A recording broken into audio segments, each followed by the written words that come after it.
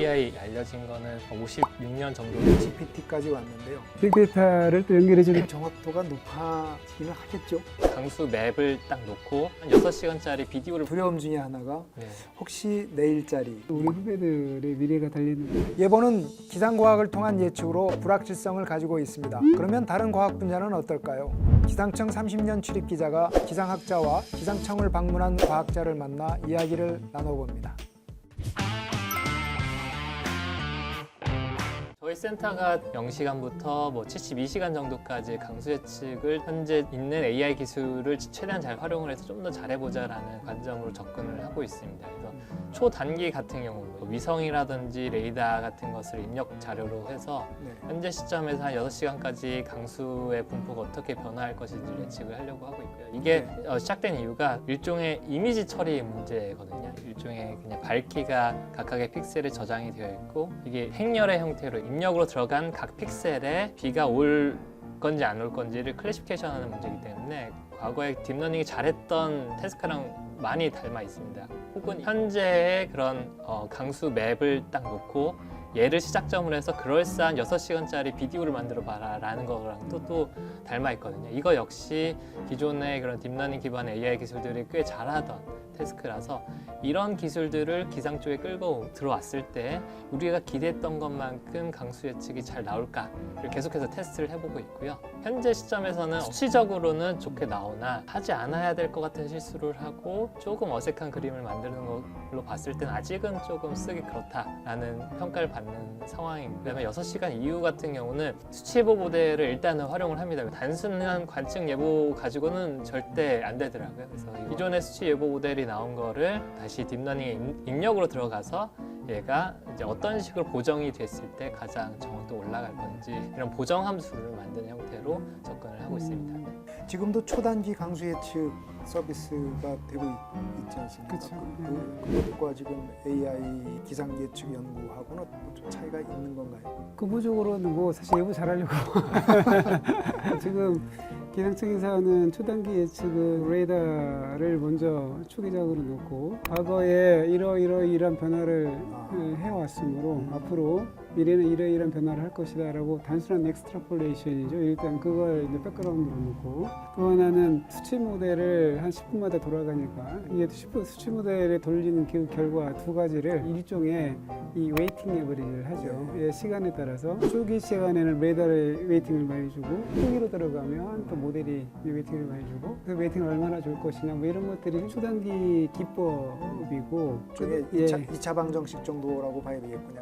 예, 그렇죠. 예, 이 파라미터가 두 개. 그런데 이제 이 AI에서 데이터를 바탕으로 예측 기법으로 과거의 경험이 일단은 가장 중요한 형태가 될 거고 그게 맞을 때도 있고 틀릴 때도 있고 그 일종의 무작위 형태가 많이 나오기 때문에 예보관들 이해하기가 굉장히 어려운 측면들이 많이 나오는 것들이죠. 그런 문제는 이제 계속 훈련을 통해서 네네네. 확보해 줄 수 있는 겁니다. 더 긴 시간의 데이터를 확보를 해서 추가 트레이닝을 하고 있습니다. 네. 올해 7월에 닷새 빼놓고는 내리 비가 온다 이런 예보가 나와서 이제 잘못된 거죠 결과적으로. 그때도 어떤 AI 기반의 예보였다 뭐 이런 얘기들이 있었어요. 네. AI가 날씨 쪽에 활용될 수 있는 측면들이 많이 있는 건가요? 일단은 데이터가 많이 쌓여 있는 모든 영역에서는 학습을 기반으로 한 AI 기술들이 활약할 여지가 있긴 하다라고 저는 개인적으로 생각을 하고요. 항구웨더라든지 마이크로소프트가 최근에 제시를 한 클라이맥스라는 또 모델이 또 구글에서 만든 그래프캐스트라는 굉장히 다양한 모델들이 계속해서 나오고 있는 다 마찬가지로 모델 사이즈 키우고 데이터를 더 확보를 해서 예측하는 그런 미래 시간을 더 늘려보자, 정확도를 더 늘려보자라는 시도를 계속하고 있는 걸로 알고 있습니다. 근데 그 데이터를 확보하는 게 그렇게 간단한 문제가 아니다 보니까 일단은 가장 쉬운 ECMWF 에라5 데이터를 기반으로 현재 시점으로부터 미래를 예측을 하자라는 건데요. 근데 이거를 바로 당장 예보에 적용하기에는 실시간으로 준비가 되는 데이터가 아니라 재분석장이다 보니까 그런 문제가 또 있는 것 같고요. 네네. 과거의 위성의 레이더가 달랐었기 때문에 현재 관측된 데이터는 쓸 수 있지만 과거 데이터를 확보하기 때 한계가 있을 수가 있고, 두 번째는 강한 강수에 대해서 데이터 양을 많이 확보하기가 좀 어려운 그런 측면들도 있고 해서 기상학에서는 AI를 접목하기 위해서 필요하겠다라는 생각이 들어서 말씀을 드리는 겁니다. AI로 활용하면 예보 정확도가 높아지기는 하겠죠. 지금 당장은 많이 좋아진다라고 얘기하기는 어렵겠지만 향후에 계속해서 기술이 발전을 하다 보면 당연히 도움이 많이 될 것 같습니다. 저희가 챗GPT에 트레이닝이 되면 어디까지 능력을 가질지는 그 가능성을 우리가 속단하기가 굉장히 어렵거든요. 마찬가지로 기상 쪽에서도 우리가 활용할 수 있는 데이터 형태로 잘 정제가 되고 모델 사이즈를 적정하게 잘 키워서 진행을 하다 보면은 어떤 시점을 지나는 순간 굉장히 좋은 성능이 나올 것이다라고 분명히 생각을 합니다. 그 시점이 되면 물론 국장님은 그때는 다행스럽게 대답이 AI를 접하는 일반 시민들이 갖는 두려움 중에 하나가 네. 혹시 내일자리 네. 그런 것처럼 예보관 위협을 받지 않을까요? 물론 있죠. 다른 분야에서 AI를 접목을 하는 것하고 기상학에서 접목하는 것하고 물론 개념적으로는 같지만 그렇지만 방법론적이나 데이터 처리하는 문제에 있어서는 상당히 이 기상학 쪽이 좀 어렵겠다라는 생각을 좀 많이 해요. 왜 그러냐면 어떤 데이터를 관측하더라도 리얼이 아니에요. 그러니까 일종 대표값이 하나일 뿐이지 모든 데이터 바람비가 오는 것을 해석을 하기 위해서 UV-TQ라는 물리량으로 변환해서 우리가 만들어 놓은 부분들이라 위성과 레이더에서 관측한 데이터를 한번 변형을 해야 돼요. 그런데 AI는 이걸 이미지로 인식을 하다 보면 문제가 이미지를 다시 또 UV-TQ로 변환을 시키는 과정에서 비가 오고 안 오고 바람이 불고 오게 되고 이런 형태로 나와야 될 거 아니에요. 그게 쉽진 않겠다. 날씨가 맑다, 어디 비 온다 비슷할지는 모르지만 똑같은 얘기도가 한 번 높듯이 비선형성이 현재의 AI를 적용하려면 뭔가가 이 기상학 쪽에서는 데이터의 이 형태 변환이 진짜 필요한 부분이라 반드시 한 번은 짚고 넘어가줘야 한 단계 나가지 않을까 싶습니다. 그래서 교수님 생각하시기에 앞으로 예보관이 진짜 필요할까? 우리 후배들의 미래가 달리는 부분들이라 어떻게 생각을 하시나요? 제 생각에는 일단은 인공지능이 가지는 하나의 문제점은 책임지는 것이 없다라는 거죠. 그러니까 기계적으로 그냥 아웃풋을 만들어내고 이게 어떤 근거로 이런 판단을 내렸는지에 대한 설명성이 아직은 조금 부족한 상황인데 예보관님들은 여전히 남아서 최종적으로 점검을 해주는 역할은 최소한 해줘야 된다. 그래서 끝까지 존재를 해야 되지 않을까. 저의 개인적인 의견입니다. 왜냐하면 그래서 말씀해 주신 것처럼 사실 AI로 기상 예측하는 게 어렵거든요. 변수도 너무 많이 있고 하다 보니까 그래서 예보관님들이 계속해서 얘를 사용을 하면서 개선을 하는 데 있어서 피드백을 줘야 됩니다. 그래야지 점차 발전을 할 거고요. 이 발전하는 속도가 생각보다 느릴 수도 있고 그렇기 때문에 예보관님들은 공존을 하면서 있어야 되지 않을까 생각합니다. 사실 인터넷이 등장할 때도 비슷한 얘기들이 나왔었거든요. 하지만 일자리는 오히려 더 늘어났어요. 네. 저도 생각이 비슷합니다.